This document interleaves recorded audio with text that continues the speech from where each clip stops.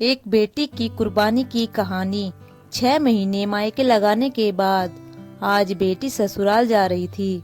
पिछले हफ्ते पिता ने कहा था, हम बूढ़े हो गए हैं, अब तुम्हारी लड़ाई नहीं लड़ सकते। कान खोलकर सुन लो, अपना घर बचाओ और बसाओ, जैसे एक औरत बनाती है अपना घर। बेटी ने पिता की यह चेतावनी भी वैसी ही मान ली थी जैसे उसने हर चेतावनियां सीखते समझते हुए लड़कपन से जवानी तक मानी।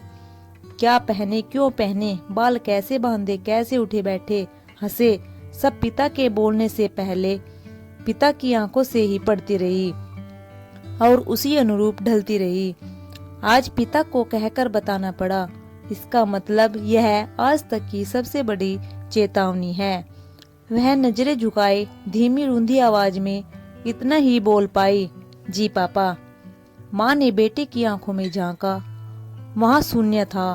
एक ही क्षण में बेटी कितनी सहजता से भाव बदल गई। माँ हैरान थी, लड़की की कितने स्तरों पर कैसी कैसी ट्रेनिंग करता है यह समाज। माँ सोच रही थी। माँ ने पिता की आंखों में झांका, वहां अजीब सी विरक्ति फैली हुई थी।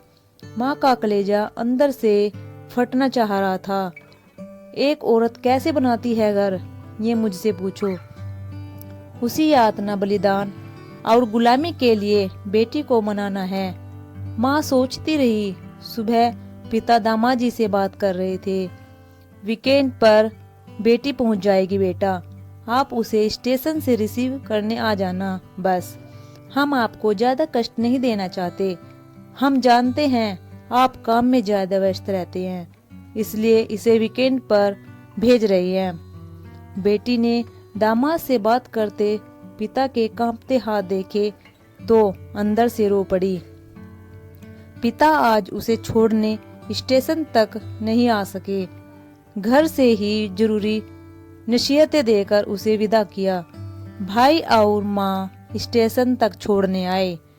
ट्रेन आने तक माँ खुद को संभाल कर खड़ी रही, इधर उधर की बातें करती रही, बेटी को समझाती रही और खुद को भी कि इसे आखिर में क्या समझा रही हूँ।